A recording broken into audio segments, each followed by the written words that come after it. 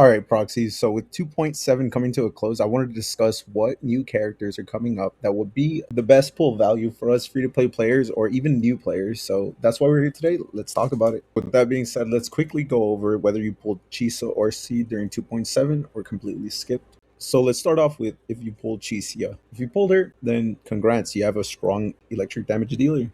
The problem is, if you don't have her teammates, you need a very heavily invested Cissia for her to actually do any sort of damage. Because if you don't have teammates like Seed, maybe even Trigger, then she's not going to really perform as to expectations. That's why for your new players, I would have really hoped that you would have pulled Seed for her or just Seed in general because she is basically a mini Astro Yao. She runs well in pretty much any attacker team. You could throw her in with Ellen Joe, Billy, any attacker you could possibly think of. She can make it work. So I really hope that if your new players picked up Cissia, I hope you got Seed as well with your 300 pulls that you have that are obtainable. Now that we went ahead and got that out of the way, we can go ahead and talk about the current banners, Promeia, and rerunning alongside her, Lucia.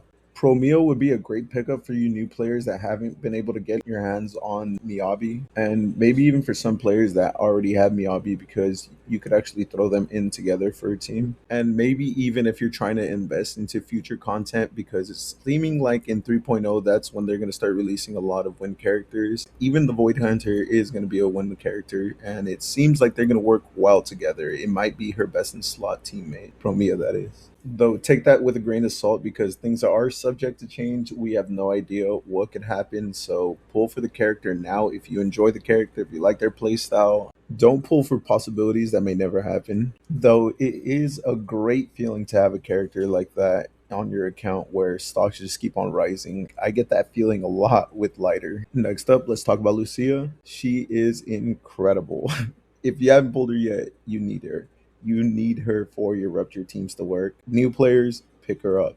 Now's your chance. If you want to not struggle in Rupture content, then you're going to need her. All Rupture teams run her as the best in slot support, and she's the only one that actually pushes the Rupture teams over the edge to be able to even clear 20k and above during Deadly Assault.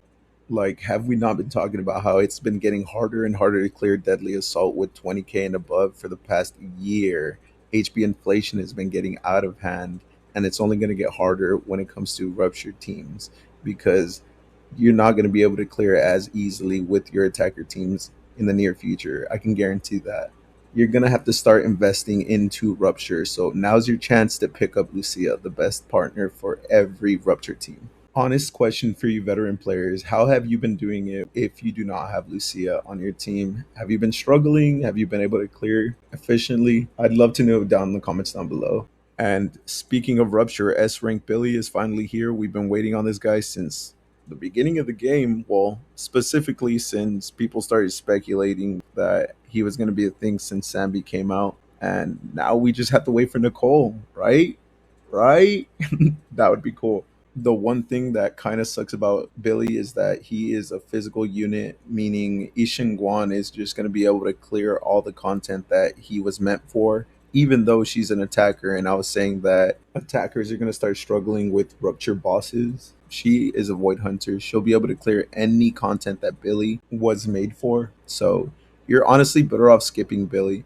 You only really need to consider any Rupture units when there isn't a Void Hunter attacker or Void Hunter level attacker. Like, I would consider Evelyn to be Void Hunter level to an extent because she's able to clear Rupture content when the boss is weak to fire, and that's pretty awesome because you're able to save yourself from having to pull a character like Bondway. So you really got to look out for things like that. The next character that's going to be rerunning alongside Billy is actually Orphy, and I'm going to tell you straight up right now, go ahead and skip. Unless you have all the other pieces needed for an Aftershock team, then you do not need Orphy. Orphy's a side grade character at best because the best premium team for Aftershock is actually Seed, Trigger, and Sambi. So if you want to go ahead and remove Seed or one or the other, then go ahead and pick up Orphy, but you are honestly better off picking up that other team. It synergizes a lot better, and in my opinion, Orphy is actually pretty clunky to play compared to the other three. Yeah, she is only on field for a couple of seconds, but it's pretty clunky. It doesn't feel like it flows as well as the other Aftershock team. that being Seed, Trigger, and Sambi.